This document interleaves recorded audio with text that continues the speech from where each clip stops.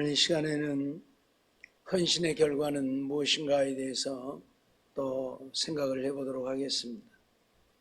우리가 그동안에 헌신하는 삶을 살아야 된다고 말씀을 드렸는데, 이렇게 우리가 헌신하는 결과는 무엇인가?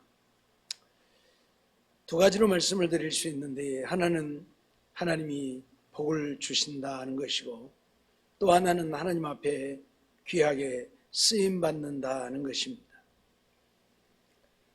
우리의 몸과 마음을 들여서 하나님을 사랑하고 하나님 앞에 헌신하게 될 때에 우리가 하나님 앞에 헌신한 만큼 하나님은 오늘 우리에게 복을 주시지요.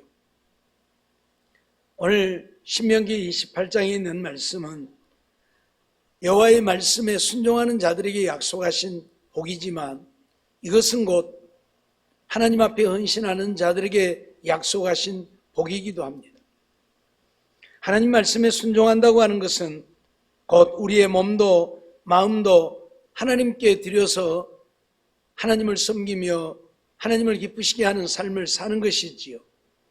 결국 헌신의 삶을 사는 것입니다. 늘 하나님의 말씀대로 믿고 순종해야 믿음의 사람이라고 말씀을 드리는데, 하나님 말씀대로 순종한다는 것은 결국 헌신이 없이는 불가능한 것이라 그런 얘기죠. 내 몸도 내 마음도 내 시간도 내 재능도 내 소유도 다 주님께 드릴 수 있을 때에 하나님 말씀에 순종이 되는 것이지, 그걸 드리지 못하면 온전한 순종의 삶을 살 수 없는 것입니다. 그러기에 하나님의 말씀에 순종한다고 하는 것은 곧 헌신의 삶을 말하는 것과 같은 것이지요. 그러기에 순종한 자들에게 약속하신 복은 헌신하는 자들에게 약속하신 복과 같은 것입니다. 우리는 이러한 사실들을 기억하면서 정말 내가 내 몸을 드리고 시간을 드리고 재능을 드리고 나의 소유도 내 모든 것을 드려서 주님 앞에 헌신하며 하나님 앞에 헌신한 만큼 하나님께서는 우리에게 복을 주셔서 이 세상에 사는 삶도 잘 되게 하신다, 그런 말씀입니다. 물론 육신적으로 세상적으로 잘 되어진 것만을 꼭 복이라고 말할 수는 없을 것입니다. 어떤 자들에게는 세상적으로 육신적으로 부요함이 화가 되어지는 자들도 있습니다. 세상적으로 잘 되어지다 보니 세상을 쫓아 세상으로 나가게 되고, 그래서 하나님과 멀어지는 자들도 없지 않아 있습니다. 그런 자들에게는 결코 복이 아니죠. 그러나 하나님이 주신 것을 하나님을 위해서 아름답게 사용할 수 있고 헌신할 수 있다고 한다면 그들에게는 참으로 복이 되어지겠지요. 어찌되었든 오늘 우리가 하나님 앞에 헌신할 때에 하나님께서는 오늘 우리들에게 복을 주어서 하나님의 영광을 위하여 살게 하신다는 사실을 잊어버리지 말아야 할 것입니다. 헌신된 자들은 더 이상 세속적이고 육신적인 것을 위해서 살지 않습니다. 하나님께 온전히 자기 자신을 드려 하나님을 섬기고자 하기 때문에 오직 하나님만을 바라보고 우리 주님을 푯대 삼고 날마다 믿음으로 전진해가는 이러한 삶을 살게 되어지지요. 진정으로 헌신한 자들이 이러한 삶을 이루게 되어지면 하나님이 어떤 복을 주신다 할지라도 그것 때문에 그것을 쫓아 세상으로 나아가지 않게 되어질 것입니다. 오히려 주신 것을 더 아름답게 하나님을 위하여 사용하게 되어질 것입니다. 그러니 하나님은 온전히 헌신된 자들에게 복을 주어서 그들로 하여금 하나님 중심의 삶을 살도록 인도하시는 것이지요. 오늘 우리는 이러한 사실들을 기억하면서 정말 하나님 앞에 온전한 헌신자들이 되어서 하나님의 주시는 복이 넘치고 또 넘치는 복을 하나님을 위해 사용함으로 하늘의 상을 날마다 쌓아가는 우리들이 되어져야 할 것입니다. 전에도 말씀을 드렸지만 오늘 우리는 하늘의 상을 내게 쌓는 자들이 되어야 합니다. 그것만이 우리가 하나님 앞에 가서 영원히 누리고 살 상이 되어지기 때문에 그렇습니다. 하늘의 상을 쌓지 못하고 육신의 것만 추구하며 살다가 하나님 앞에 가면 받을 상이 없어서 벌 가운데서 구원함을 얻은 자와 같이 부끄러운 구원을 얻게 되어질 것입니다. 그러기에 오늘 우리는 내게 주신 모든 것들을 가지고 하나님을 섬기며 온전한 헌신자들이 되어서 하늘의 상을 쌓아가는 우리가 되어 하나님 앞에 가서 큰 상을 얻고 면류관 쓸 수 있는 우리가 되어야 한다, 그런 말씀이죠. 어떻든 오늘 우리는 하나님 앞에 하나님이 주신 복을 누리고 사는 자들이 되어야 합니다. 성경을 보면 부자보다는 대문간에 얻어먹었던 거지 나사로가 더 복 있는 자이기도 했지만, 그것은 부자가 자기에게 주신 것을 가지고 하나님을 위해서 사용하지 못하고 자기를 위해서 사용했기 때문이지요. 만일 부자가 자기를 위해서 자기의 이름을 내고 자기를 영화롭게 하고 자기가 칭송을 받는 일에 사용하지 않고 정말 하나님의 말씀대로 가난하고 헐벗고 굶주리고 객과 고아와 가부되어진 자들을 도우면서 살았다고 한다면 거지보다는 훨씬 더 하나님 앞에 큰 상을 얻고 면류관을 쓰게 되어졌을 것입니다. 하나님은 언제나 내가 행한 대로 내게 갚으신다고 말씀하셨기 때문에 그렇습니다. 대문간에 얻어먹는 거지 나사로는 아무것도 베푼 것이 없잖아요. 누구에게 무엇 하나 하는 것이 없잖아요. 그러니 하나님 앞에 가서 받을 상이 없잖아요. 구원은 얻어서 아브라함 품에서 하늘의 영광을 누리며 살지만 아무것도 받을 상이 없잖아요. 그러니 하나님이 주신 복이 있어 그것을 가지고 섬기며 산다면 하나님 앞에 가서 큰 상을 얻게 될 것이고 하늘에 가서 영원히 누리며 살게 되어질 것이니, 이 땅에서 복을 누리고 사는 것도 믿는 자들에게 꼭 필요한 것이라 말씀드릴 수 있습니다. 그러기에 하나님께서는 우리에게 이런 복들을 약속하고 있는 거예요. 이러한 것들이 우리에게 필요하지 않다면 다 거지 나사로처럼 살게 하시겠지요. 그런데 이러한 복을 말씀하고 있는 것은 오늘 우리에게 이런 복을 주어서 하나님이 주신 복을 가지고 하나님을 섬기며 하나님의 영광을 위하여 사용하는 자들이 되어서 또 하나님 앞에 가서 큰 상을 얻게 하시려고 이런 복을 말씀하고 있고 우리에게 주심하고 약속하고 있는 것입니다.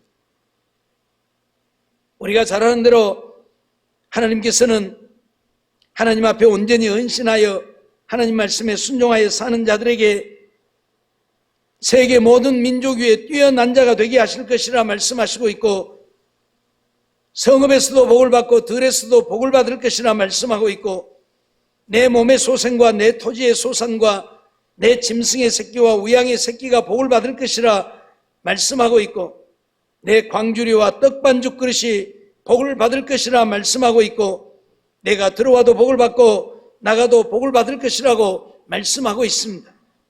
그런가 하면 대적들이 우리를 치러 일어날지라도 우리 앞에서 패하게 하시고 한 길로 왔다 7길로 도망가게 하신다고 약속하고 있습니다. 또 여호와께서 우리의 창고와 손으로 하는 모든 일에 복을 내리시고 여호와께서 내게 주시는 땅에서 우리에게 복을 주실 것이라고 약속을 하고 있지요. 그리고 여호와의 명령을 지켜 행하며 헌신하는 자들에게 하나님의 성민이 되게 하시겠다. 하나님의 거룩한 백성이 하나님의 자녀가 되게 하셔서 하늘의 영원한 영광을 누리며 살게 하시겠다고 약속하는 거죠. 이 세상의 육신적인 복만 누리고 사는 것이 아니라 하나님의 자녀가 되어서 하나님의 나라에서 하나님과 함께 하늘의 영광을 누리며 사는 자가 되게 하시겠다고 약속을 하고 있는 것입니다. 하나님이 우리에게 이런 복을 주시겠다고 하시는 것은 세계 만민이 오늘 우리를 보고 두려워하게 하시려고 우리에게 이런 복을 주시겠다고 말씀하시는 것이지요. 우리가 여호와의 이름으로 일컬음을 받고 이런 복을 누리며 살게 되어질 때에 세상 만민이 우리를 보면서 우리를 두려워하고 하나님을 두려워하게 되어질 것입니다.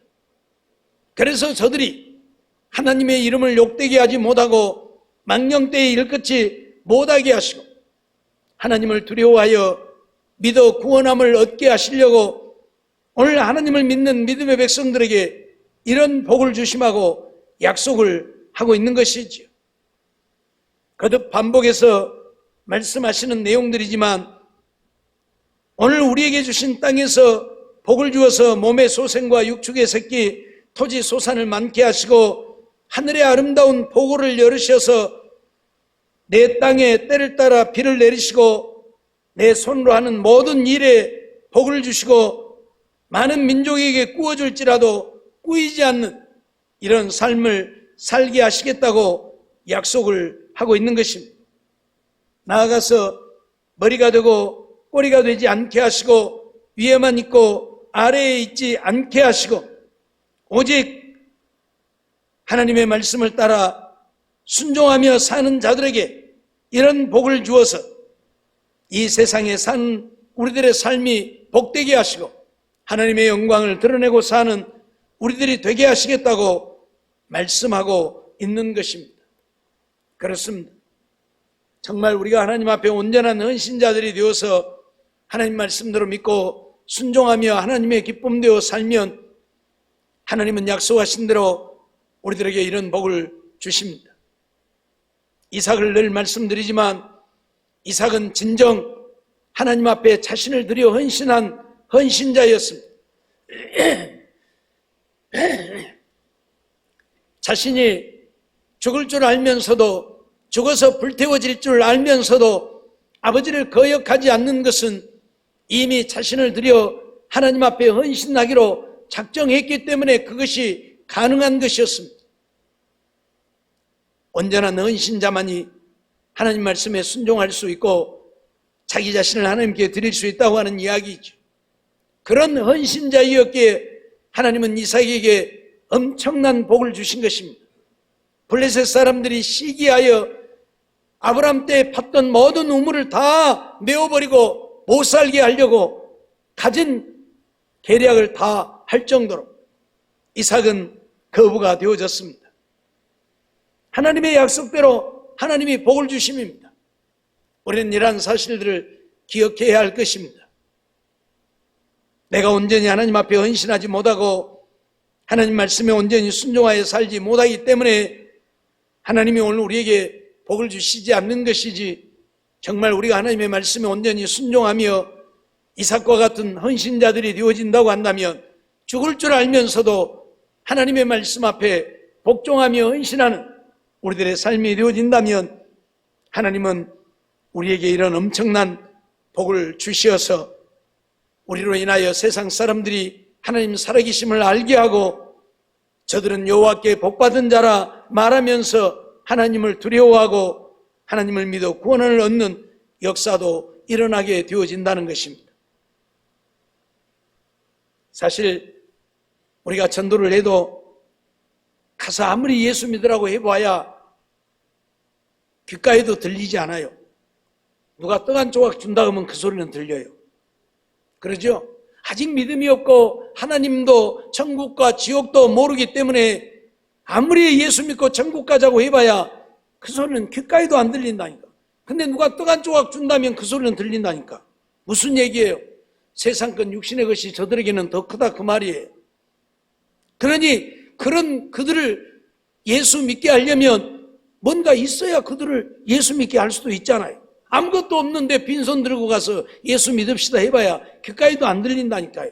뭐라도 하나 사들고 가서 얘기하면 아이고 그러게요, 믿어야 할 것인데요. 안 믿을지라도 말이라도 그렇게 하면 미안하니까. 왜? 받았으니까.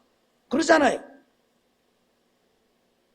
그러기에 오늘 우리는 세상적으로 육신적으로 잘 되어지는 것도 하나님이 주신 복이고 그 복을 통해서 세상 사람들이 예수 믿어 구원 얻게 하신다는 사실을 잊어버리지 말아야 할 것이고, 그러기에 이런 복을 누리고 살기 위해서 내가 잘 되어지고 내가 영광을 얻고 내가 세상 사람들에게 존귀함을 얻기 위해서가 아니라 그것을 통해서 하나님의 이름을 높이고 하나님을 영화롭게 하고 세상 사람들이 예수 믿어 구원 얻게 하기 위해서 이런 복이 우리에게 있기를 원하고 하나님 앞에 온전한 헌신자들이 되어야 한다는 사실을 잊어버리지 말아야 할 것입니다. 또한 우리가 온전한 헌신을 하게 되어지면 하나님 앞에 귀하게 쓰임을 받게 되어지는 것입니다. 헌신하는 자들마다 하나님 앞에 얼마나 귀하게 쓰임 받았는가를 성경은 오늘 우리에게 가르쳐주고 있죠.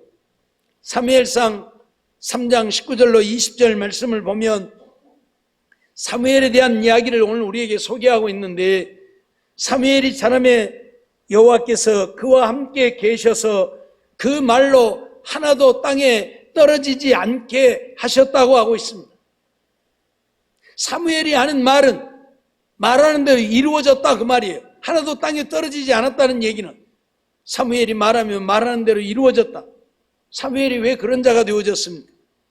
온전한 헌신자가 되어졌기 때문에 하나님이 그와 함께 하셔서 이런 역사가 일어나게 하신 것이지요.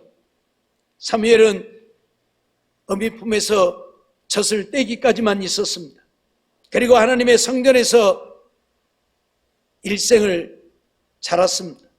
그러기에 그는 오직 하나님밖에 모르고 산 자고 온전히 나시린으로서 하나님께 드려져서 하나님을 위해 헌신하며 사는 자였기 때문에 하나님이 그와 함께 하셔서 사무엘로 하여금 이 세상에 가장 귀한 인물이 되게 하시고 쓰임받는 자가 되게 하셨던 것을 오늘 우리는 보게 되어지는 것이죠. 사무엘이 단에서부터 브엘세바까지 온 이스라엘 다스리게 될 때에 이스라엘 백성들은 사무엘을 보면서 뭐라고 말합니까? 여호와의 선지자로 세우심을 입었다. 여호와의 선지자로 세우심을 입었다. 그렇게 말합니다. 이전에도 선지자들이 없었던 것이 아니잖아요. 그런데 사무엘을 가리켜서는 여호와의 선지자로 세우심을 입었다. 그렇게 말했다는 거예요. 그만큼 하나님 앞에 귀하게 크게 쓰임받는 자였고 사무엘이 말 한마디만 해도 온 백성들이 그 말에 순종하여 살게 되어지는 이런 역사를 이루게 되어진 자이지. 오늘 우리는 사무엘이야말로 선지자이면서도 제사장이고 제사장이면서도 왕의 역할까지 했던 것을 봅니다. 나라를 다스리는 왕은 따로 있고 하나님 앞에 제사하는 제사장은 따로 있고 선지자는 따로 있는데 이 사무엘 시대에는 사무엘이 그 모든 것을 다 감당했습니다. 제사장으로서 하나님 앞에 제사도 드렸고 왕으로서 백성들을 다스렸고 선지자로서 하나님의 말씀을 선포하고 가르치는 자였습니다. 그러니 사무엘보다 더 위대하게 쓰임받은 자가 없었습니다. 사무엘이 그렇게 쓰임받은 것은 온전히 하나님 앞에 헌신하는 자가 되어졌기 때문에 사무엘은 그렇게 쓰임받을 수 있었던 것이죠. 또 사무엘상 7장 7절로 12절까지의 말씀을 보면 이스라엘 자손이 이제 미스바에 모이게 되는데 사무엘이 이스라엘 백성들을 미스바로 모이지요. 그리고 그곳에서 이스라엘 백성들로 하여금 회개하고 온전히 하나님을 믿고 믿음으로 살기를 가르치는데 미스바에 모였다는 소식을 블레셋 사람들이 듣고 블레셋 사람들이 쳐들어오죠. 이스라엘 백성들은 전쟁을 하기 위해서 모인 것이 아니고 하나님의 말씀을 듣고 회개하며 하나님을 섬기기 위해 모였는데 블레셋 사람들이 쳐들어옵니다. 그래서 이스라엘 자손이 듣고 블레셋 사람들을 두려워하게 되어지는데 사무엘에게 이르기를 당신은 우리를 위하여 우리 하나님 여호와께 쉬지 말고 부르짖어 우리를 블레셋 사람의 손에서 구원하게 하소서라고 호소를 하죠. 사무엘이 젖먹는 어린 양을 취하여 온전한 번제를 여호와께 드리고 이스라엘을 위하여 여호와께 부르짖음에 여호와께서 응답하셨더라 그랬습니다. 응답하셨더라. 그리고 사무엘이 번제를 드릴 때에 블레셋 사람이 이스라엘과 싸우려고 가까이 오매 그날에 여호와께서 블레셋 사람에게 큰 우레를 발하여 그들을 어지럽게 했다. 그래서 그들이 이스라엘 앞에서 패하게 되어지고 이스라엘 사람들이 미스바에서 나가서 블레셋 사람을 뱃갈 아래에 이르기까지 그들을 무찔렀습니다. 사무엘이 돌을 취해서 미스바와 센 사이에 세우고 여호와께서 여기까지 우리를 도우셨다 해서 에벤네셀이라고 했던 것을 우리는 잘 압니다. 그만큼 사무엘은 위대한 자가 되어지죠. 전쟁을 모르는 사무엘이지만 그래서 블레셋 사람들이 쳐들어올 때에 하나님 앞에 번제를 드리고 기도를 하니 하나님이 응답하셔서 하나님이 블레셋 사람들을 어지럽게 만들어버린 거예요. 이스라엘 백성들이 그들을 칠 것도 없이 그들 스스로 어지러워서 전쟁을 할 수 없게 만들고 그래서 물러가게 하고 그래서 그들이 뱃갈 아래에 이르기까지 저 변방까지 쫓아가서 블레셋 사람들을 다 쫓아내고 하나님이 여기까지 도우셨다 해서 돌을 취하여 에벤네셀이라고 했던 것을 오늘 우리는 보게 됩니다. 이렇게 귀하게 쓰임을 받아요. 우리는 바울 사도를 통해서도 이런 역사를 보게 되어지죠. 인류 역사에 바울같이 복음을 위하여 크게 쓰임받은 자는 없었지요. 오늘날 선교사들은 한 지역에 가서 그 지역 사람들에게만 복음을 전하지만 바울은 그러하지 아니했습니다. 바울 때문에 오늘 우리에게까지도 복음이 증거되어진 것이고 우리도 예수 믿어 구원을 얻는다고 말해야 할 것입니다. 그만큼 바울은 위대하게 쓰임을 받게 되어지죠. 바울은 세 차례에 걸쳐서 전도 여행을 하게 되는데 그가 회심을 하게 되어진 때가 AD 약 35년경이 된다고 봅니다. 예수님이 33세에 십자가에 죽으셨고 35년경에 바울이 예수님을 만나 회심하게 되어지는데 이 전도 여행을 하게 되어진 때에는 약 45년에서 47년 그경에 전도 여행을 시작했다고 봅니다. 그러니까 회심하고 나서 한 10년 뒤에 이제 본격적으로 이방인들에게 복음을 전하게 되는데 그가 복음을 전하는 지역이 얼마나 크고 넓은가를 우리는 좀 봐야 할 필요성이 있습니다. 한번 보여주세요.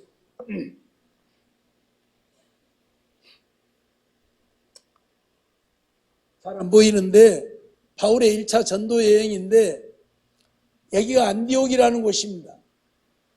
여기서부터서 시작해서 이 구브로 섬이라고 하는 이 살라미 바보 거쳐가지고 버가로에서 누스디아로에서 이고니온 이 더베 여기까지 가게 되어지고 그 다음에 여기서 다시 돌아서 니오니온 누스드라 비시디아 안디오 아탈리아로 해서 이제 바로 안디옥까지 간 1차에는 그렇게 많이 전도 여행을 하지 않았어요.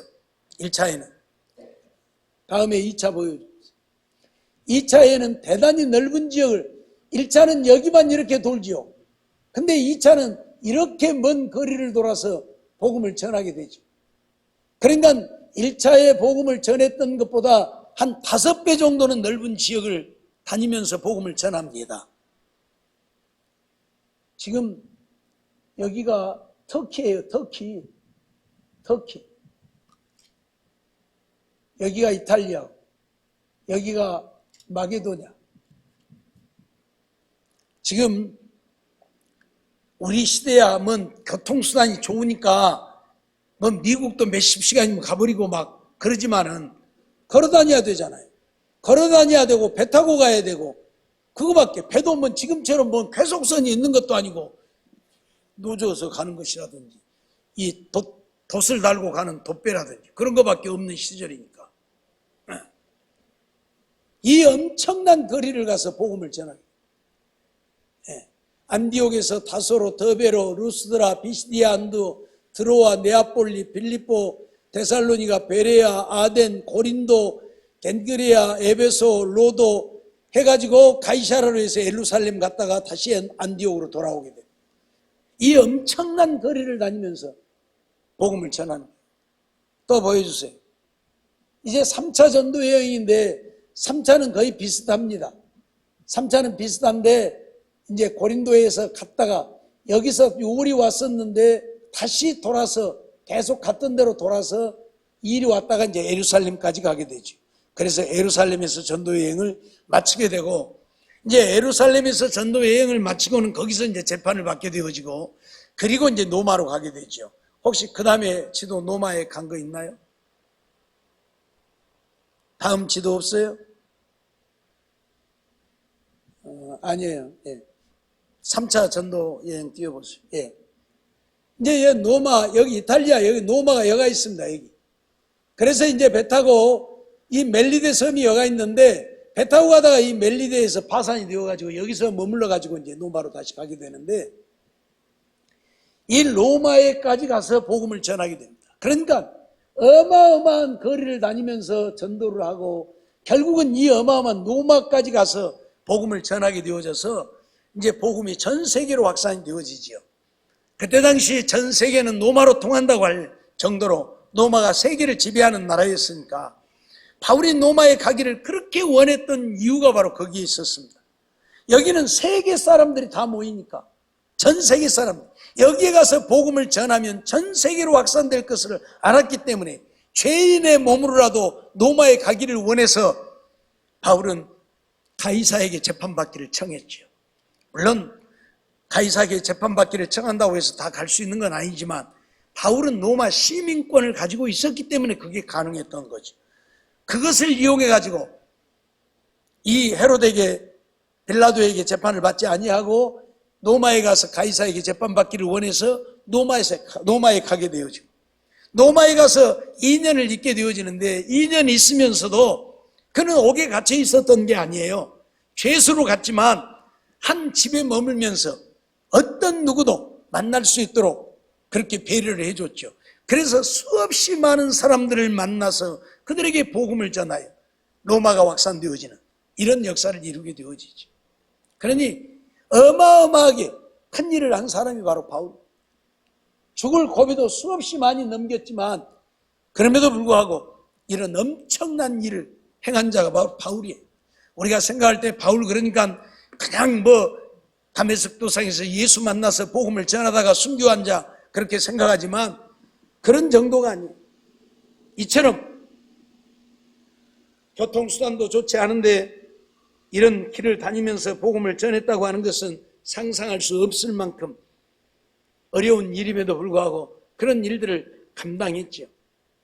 하나님은 아나니아에게 바울에게 가서 안수하라고 하니까 아나니아가 뭐라고 합니까? 아니 그 사람이 누군데 그 사람에게 가서 안수를 합니까? 예수 믿는 사람들을 잡아 옥에 가두고 죽이는데 앞장섰던 사람인데 그런 사람에게 안수를 하라고 하십니까? 하고 따졌지요. 그때 하나님은 뭐라고 하십니까? 내가 택한 나의 그릇이다.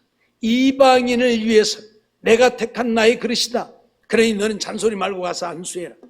그래서 안수해서 그의 눈을 보게 하고 성령으로 충만케 해서 이런 엄청난 역사를 이루게 되어집니다. 드리고 싶은 이야기는 바울은 예수님을 부인하고 예수 믿는 자들을 잡아서 옥에 가두고 죽이는데 앞장섰던 사람이지만 다메섹 도상에서 주님을 만났습니다. 주님을 만나 그는 회개하고 주님을 만난 이후에는 온전히 하나님께 헌신된 자가 되어졌습니다. 세상을 완전히 포기해버렸습니다.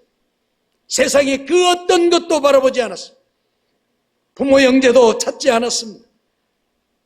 우리가 잘 아는 대로 예수님을 만나고 사흘 동안 식음을 전폐하며 금식하며 기도하다가 아나니아에 의해서 기도를 받고 며칠 머무른 후에는 바로 복음을 전하기 시작하죠.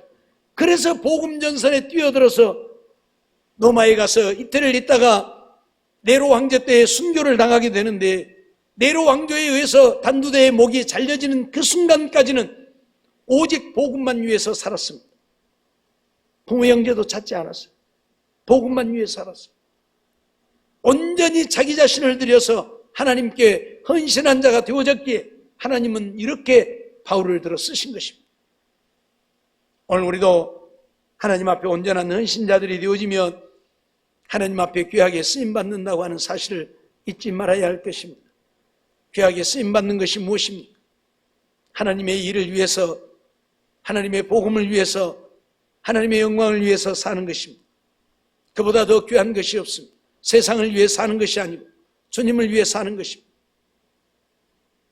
사랑하는 성도 여러분, 이러한 쓰임받는 우리의 삶들이 되어져서 하나님 앞에 가서 큰 상을 얻고 멸류관 쓰려고 한 바울사도가 고백한 것처럼 이제후로는 나를 위하여 의의 멸류관이 예비되었다고 고백한 것처럼 이런 멸류관 쓰려고 하며 온전히 하나님 앞에 헌신자들이 되어야 한다는 사실을 기억하고 정말 내 몸도 마음도 내 시간도 내 소유도 내 모든 것을 들여서 하나님을 헌신하며 하나님 말씀에 순종하여 믿음으로 살아서 하나님을 기쁘시게 하고 하나님의 주신 복을 누리고 하나님 앞에 귀하게 쓰임받아 복음을 온 세상에 증거하고 하나님의 영광을 온 땅에 드러내고 하나님 앞에 가서 잘하였도다 착하고 충성된 종이라 인정받고 하나님 주시는 멸류관 쓰고 하늘의 영광을 영원히 누리며 살 수 있는 우리 모두의 삶이 되어지기를 주의 이름으로 축원합니다.